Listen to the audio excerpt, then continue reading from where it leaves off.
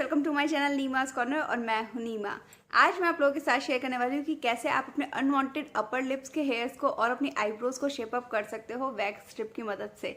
जी हाँ, सिर्फ wax strip की मदद से आज मैं थ्रेडिंग जो है ना, हमारी एक्स्ट्रा बाल हो जाते हैं, उसे हटाने वाली हूँ और अपर लिप्स को कैसे आप कर सकते हो वो आपको बताने वाली हूँ।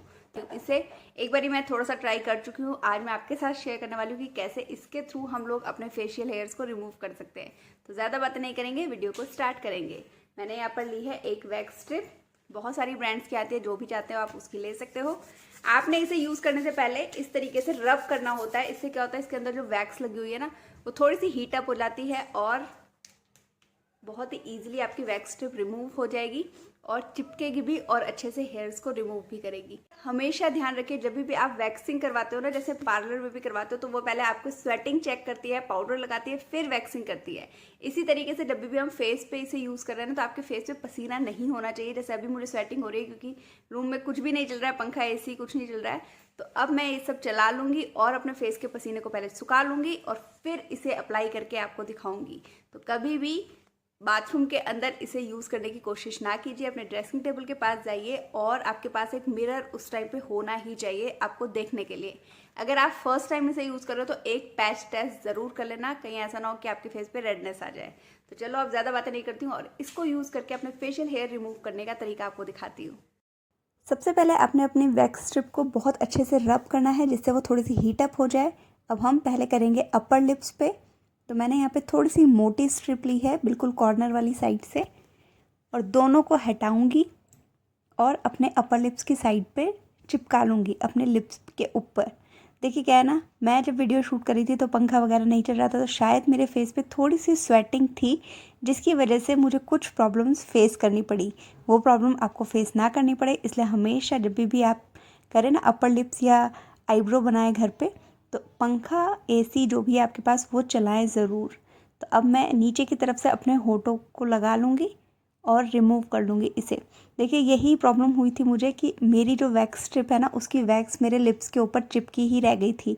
ये स्वेटिंग की वजह से ही होता है, जिसके लिए आपने क्या करना है, बाद में जब आपके अपर लिप्स हो जाएंगे उसके बाद आप या तो ऑयल यूज़ कर सकते हैं या वैसलीन यूज़ कर सकते हैं और उस वैक्स को जो चिपक गई है, रह गई है आपके फेस पे, उसे रिमूव कर सकते हैं।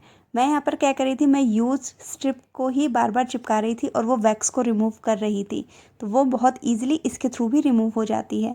तो मैं एक बार दोबारा से जो बाल छूट गए हैं मेरे, उन्हें फिर से कर लूँगी अपर लिप्स वैक्स के थ्रू और उन्हें भी रिमूव कर लूँगी। एक ही बार में बहुत मोटी स्ट्रिप ना लगाएं, मैं तो आपको एडवाइस करूँगी कि थोड़ी पतली पतली लगाएं। 2 बार ही करना पड़ेगा, कोई दिक्कत नहीं है। यहाँ पर मैं ऑयल की मदद से वो जो एक्स्ट्रा वैक्स मेरे फेस पे लग गई थी उसे रिमूव कर रही हूँ। हमेशा वैक्स स्ट्रिप के साथ आप देखेंगे तो एक टिश्यू पेपर आता है जिसमें ऑयल लगा होता है पहले से, उसे भी आप यूज़ कर सकते हैं। अगर वो नहीं है तो आप ये कोई भी ऑयल, कोकोनट ऑयल या फिर वैसलीन वगैरह को भी यूज़ कर सकते हैं। तो मैं यहाँ पर ऑयल लगा रही हूँ और उस वैक्स को रिमूव कर लूँगी। आप देख सकते हैं मेरे फेस पे वो वैक्स चिपकी हुई है और इसे निकालना थोड़ा सा मुश्किल होता है। तो अगर आप घर पर कर रहे हैं ना ये अपर लिप्स का काम, तो थोड़ा सा ध्यान रखें, नहीं तो आप मेरी तरह पछता सकते हैं। ये देखिए, मुझे बहुत दिक्कत हुई थी इसे फेस से रिमूव करने में।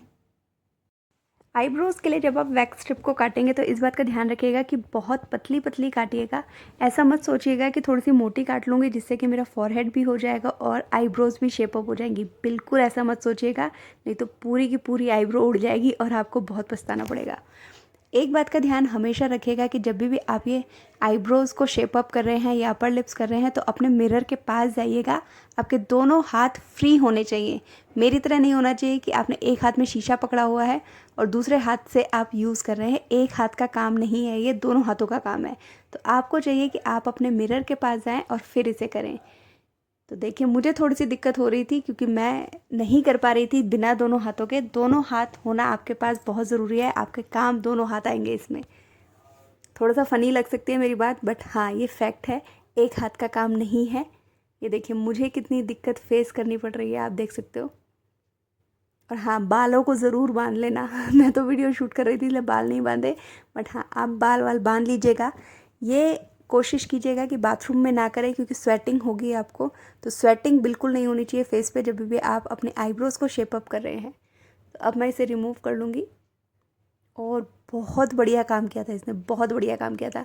बट प्रॉब्लम मुझे फिर इसमें वही हो रही थी कि जो एक्स्ट्रा वैक्स थी ना वो मेरी आईब्रोज़ के पास लगी रह जा रही थी।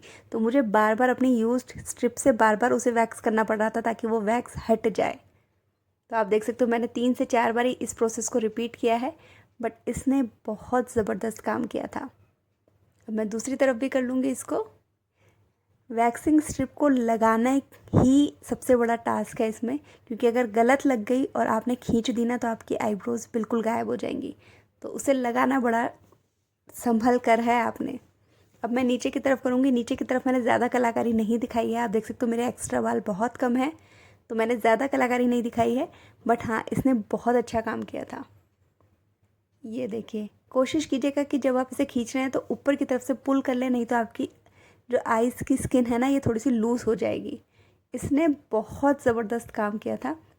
हाँ, बट 2 बाल मेरे अभी भी छूट गए थे, तो मैंने उन्हें प्लकर से रिमूव कर लिया, क्योंकि उनके चक्कर में मैं अपनी पूरी आईब्रो उड़ाना नहीं चाहती थी। तो इसने मेरा बहुत अच्छा काम किया।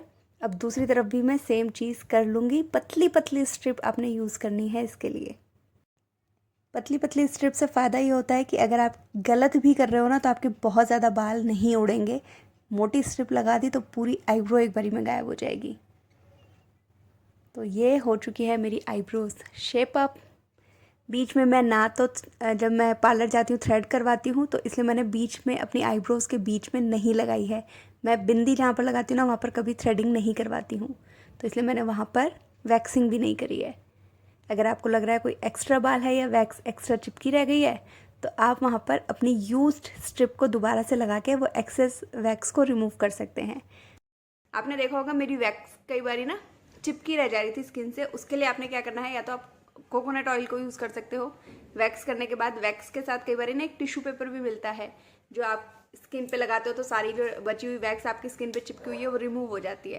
तो आप या तो उसे यूज़ कर सकते हो, या फिर आप कोकोनट ऑयल को यूज़ कर सकते हो, या फिर आप कोई भी मॉइस्चराइज़र यूज़ कर लो, या फिर मेरी तरह वैसलीन यूज़ कर लो। जैसे मैंने ईयरबड पे लगाई इस तरीके से, और उससे वो वैक्स जो बची हुई वैक्स थी ना मेरे फेस पे, मेरी आईब्रोज पे, वो रिमूव हो गई।